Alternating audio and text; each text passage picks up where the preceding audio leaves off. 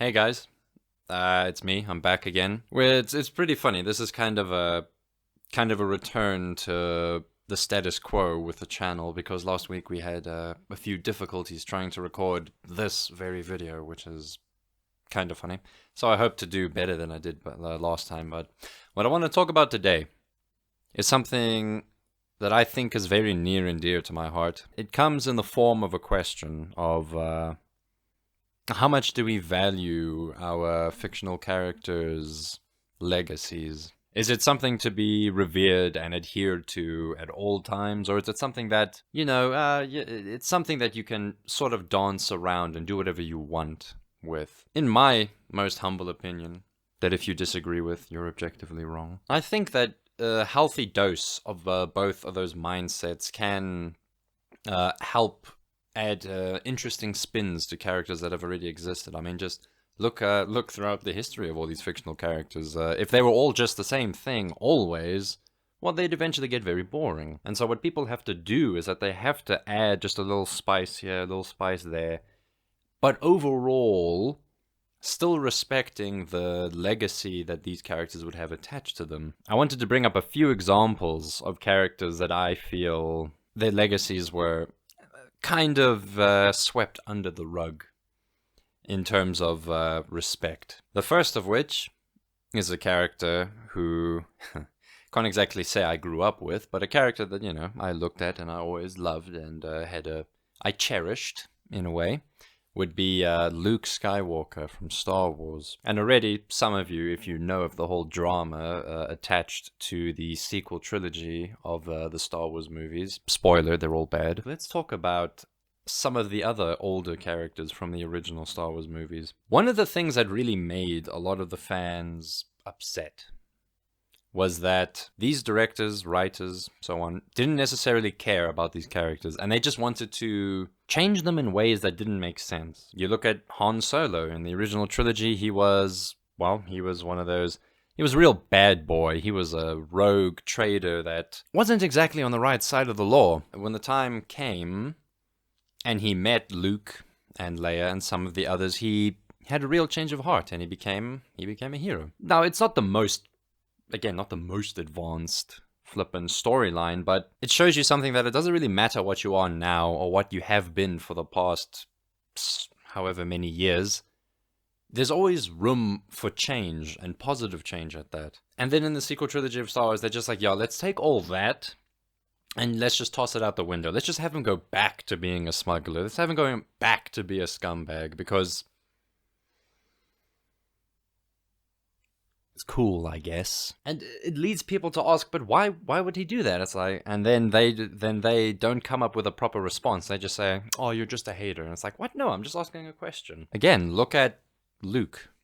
Now the big one where he was disrespected quite deeply is as a lot of the fans would tell you if you ask them. In the original trilogy, he was the main protagonist, and he was the character who was a boy coming of age, learning about the world. He was very naive, very, wet around the ears, as the saying goes. But as the story progressed, he grew and he learned just how to grow into an adult, essentially. And he was also he was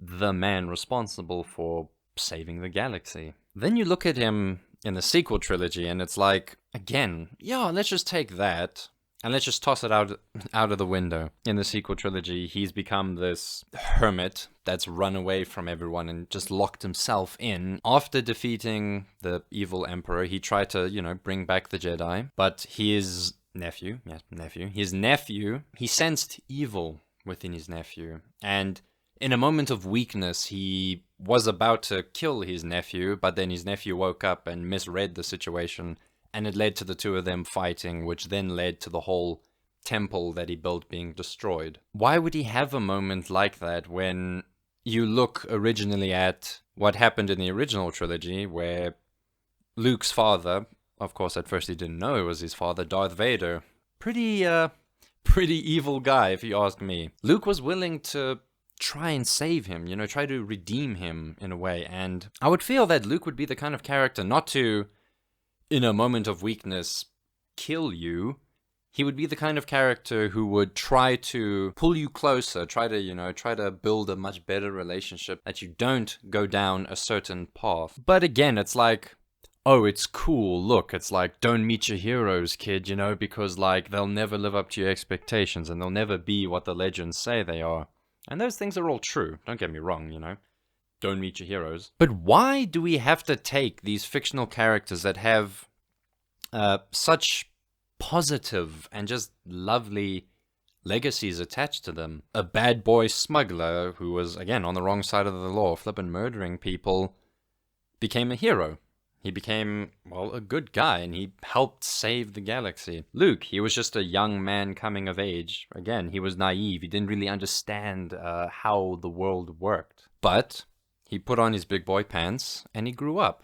And through that, he learned how to forgive someone perceived as so evil as Darth Vader and try to redeem them. It's such a positive message, and then they just go back on everything. So you see what I'm saying? Like, if they played into that a little bit, rather than just by swinging the pendulum to the other extreme, instead of being like, okay, we ended on a good note, so let's just change it to a bad note. It would have been better if they did something in between. Imagine if in The Karate Kid, when the Karate Kid went to the sensei, and the sensei had a vision that the kid would go join Cobra Kai, and then the sensei beat the shit out of the kid.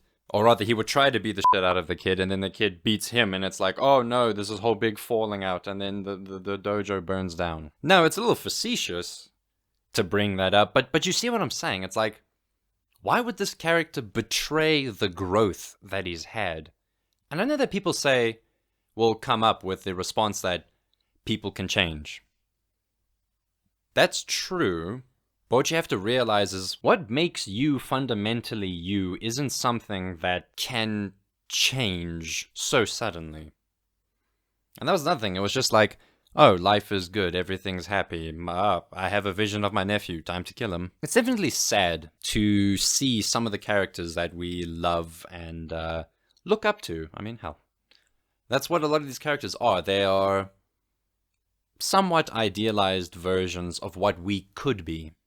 And that helps us to try to be better than what we are. So it's sad that there's this huge trend recently, like over the past 10 years maybe, of all these writers and directors wanting to just tell stories that are like, oh hey, let's just like spit on the legacies of what's there because we want to be like, don't meet your hero, look at them, they're imperfect and they're that.